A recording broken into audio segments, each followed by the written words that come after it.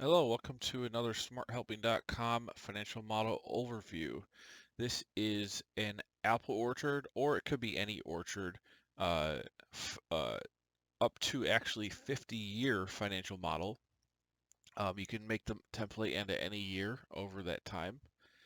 And what I'll do is I'll go through each tab. I'll explain the logic. This is a template I built about 5 or 6 years ago, so now it's getting a huge upgrade. I've added income statement, balance sheet, cash flow statement, executive summary, discounted cash flow analysis, net present value, all that in the distributions. I've added a cap table, capex, terminal value, um, and all of that is integrated into the original assumptions just fine. And so let's get into it.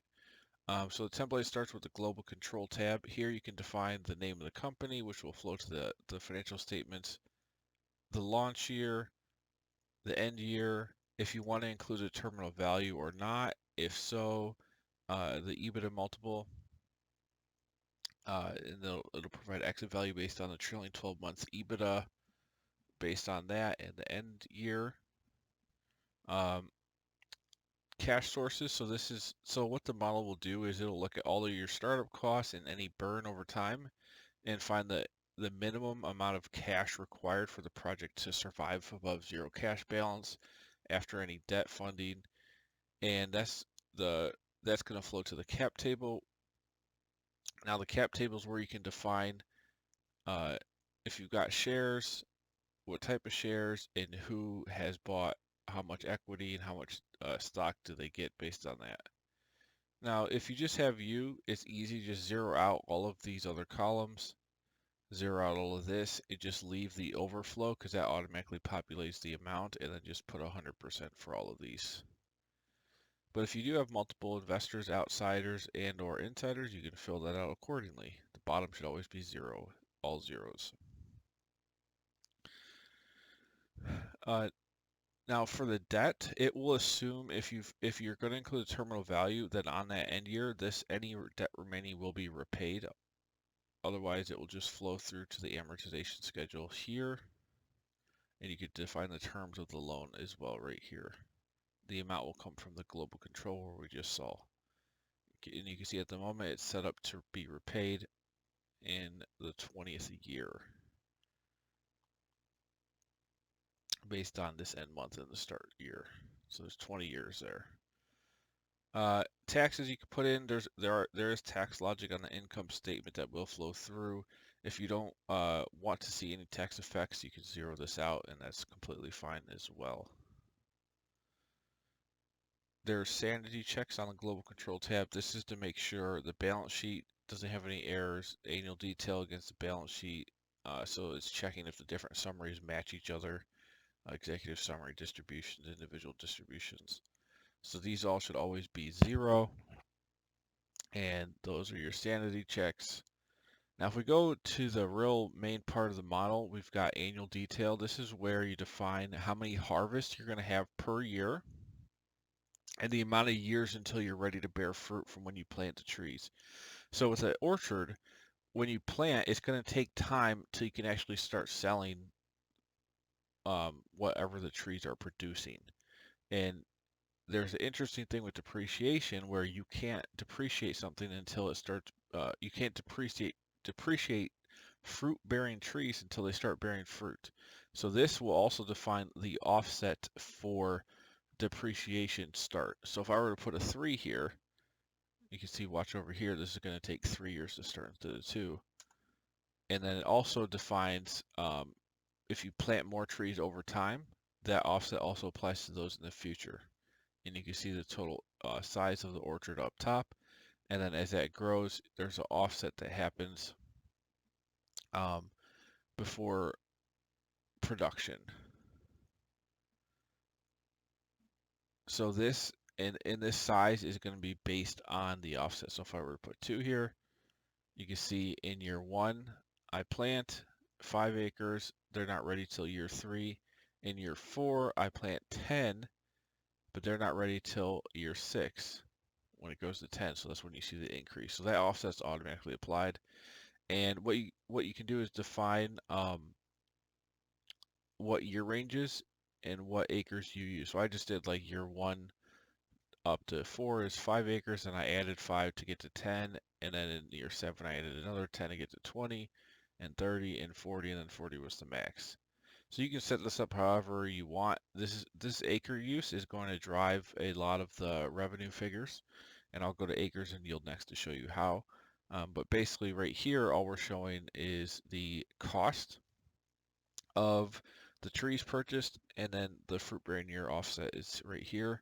You can also determine the total acres purchased here, and that will flow over to the cost per acre to get a total land value. Um, and this obviously should always be whatever the max of this column is going to be. You've also got provisions here. And then I did put some assumptions for staff. So this is saying you've got up to 5 staff personnel, and you can define the year each person starts based on, they could all be in year 1, or they could be over time. They could follow your schedule here for when you're increasing the size. It's up to you. And now the annual detail pulls all the data together. So you've got, production acres, the amount that's actually sellable, the revenue from that, total revenue, and then you've got capex items here, one-time costs that are so this is depreciable, this is depreciable, this is not land cost. It's just um, going to be a cost there up front, and then a value at the end when the exit happens, if you do want to include a terminal value. And then I've got some fixed asset equipment purchases that happen here. Now the rest of this is general operating costs, all deductible, and so you've got your total OpEx of those items. You've got EBITDA, other cash flow items, startup costs, debt proceeds, debt service, taxes, exit, and then the bottom there's final cash flow up to the end year. Now if we go to acres and yield, this is where you can define, based on the size of a given orchard, you can define assumptions here: trees per acre, bushel yield per acre, total bushel yield, weight, total fruit pounds, and then bearing year cost of harvest, or bearing year cost per harvest. So these are some variable costs, some other things that run off the size you enter here. So this size in this column, whatever sizes you put, are going to run off of this table to figure out the resulting metrics here and apply to the numbers accordingly on the revenue and expenses.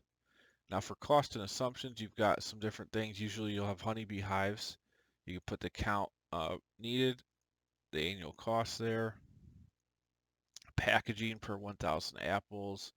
That's going to be a variable cost. Apples per bushel. That's going to drive how many apples you're going to have based on the bushels. Deer fencing cost per foot. You might want that. Some general costs. These are all your OpEx general items, annual sanitation, fuel, cost per tree. This is going to drive that capex for trees. Building or selling venue. This is if you're going to buy something. Now, if you're renting, that's fine. You can zero this out and just put annual rent cost as one of these other costs. You've also got your land cost here. I went over that, but it's the cost per acre, which is going to apply to the number of acres bought here. We've also got projected total orchard acres over time. So this is running off the numbers you put in, and it's saying how much gas you're going to need based on the different size ranges that exist, or based on the different year ranges that exist in the forecast. So this is variable annual fuel cost, annual packaging, which is going to run off. You see these numbers up here. And then deer fence is also going to be variable there. So this is saying over time what these costs are each year. Then you've got salary. So these are just some labor, and then the staff job types, the count. You've got hours here for labor and equipment labor, annual costs, and then again, these are start years of each job type. Finally, this is going to really get into how much revenue you're making. So you've got up to 6 different fruit types. You can define up to 6 different selling prices per pound. The percentage of the sellable production here, expected percentage sold of the sellable production, what percentage of the total orchard does each fruit type make up, and it's the percentage able to be put up for sale. So this is like after any waste or anything. Uh, then we've got startup costs. So other startup costs, this is just anything that's not going to be included anywhere else. Like this would probably be legal fees, any really initial costs that you have to do before operations begin, not including the purchase of trees or anything else, because that's going to be defined elsewhere. Uh, you can see the capex is going to have, so the first row is for building only. Then here's your tree purchase up to eight tranches of tree purchases. So you can basically just change the useful life in there. And then you've got your extra equipment slots, which you can define. You'll only be updating the cells in light yellow. Cap table we went over, capex terminal value. This is just of the exit proceeds, how much are you going to put into fixed assets versus extraordinary income. This is just a tax thing. Note, if you have all the items on the capex are fully depreciated at the end of the forecasting period, you would just put 100% here. Otherwise, you can put some less percentage, and it'll show you how much is going to be applied to capex versus extraordinary income, which is just, again, a tax calculation. And if you're zeroing out the tax calculation, then you can just put 100% here because it won't matter. Debt schedule we went over. Income statement kind of rolls everything up. So you've got your sales, OPEX, wages, total OPEX, EBITDA, interest. You've got all the dynamic depreciation happening, taxable income, taxes, and net income per year. And then these two will just be in the exit year, whenever that is. And that'll automatically update what's part of net gain or loss from the sale of fixed assets and what's applied to extraordinary income. Balance sheet. So here we just have assets. We have cash.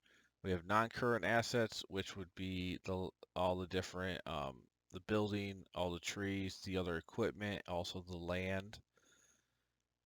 We've got accumulated depreciation, total assets, debt, investor equity, retained earnings, total equity, total liability plus owner's equity, and total assets. So these always will match based on all the different items we have here. And you can see those are zeroed out. Cash flows showing you three different sections. So you've got operating activities, which is just running the business. So you've got your revenues, you've got your operating expenses, interest, taxes, and then the net cash flow from that. For investing activities, we have all of our capex and then sale of business or sale fixed assets. From financing activities, we have raising debt, principal repayments, and then obviously raising equity from selling stock. And then here you've got net change in cash for each period, which is going to flow over to the balance sheet. So all these statements are all connected and all line up. Then we've got executive summary, which has just another high level look, but it also shows cash flow items and operating items per year in a little bit of detail, or more detail than the well, it shows it's kind of like a combination of income statement and cash flow statement altogether. You've also got returns here for the project, for the investor group and the owner group. There are internal rate of returns, ROIs, equity multiples, and total cash required and returned over time for each. Distributions is just a discounted cash flow analysis. So you can see here it's saying based on all the cash required, the distributions, you got 12% internal rate of return. If you plug in a discount rate, you can see the net present value here for the project. Here's for the investor side. Here's for the owner side. And that is it. So really cool updates to the model. It works great. I'm happy to do these updates. And link will be in the description box below to purchase. And I'll also post this to some vendor sites. And I'll see you guys on the next one.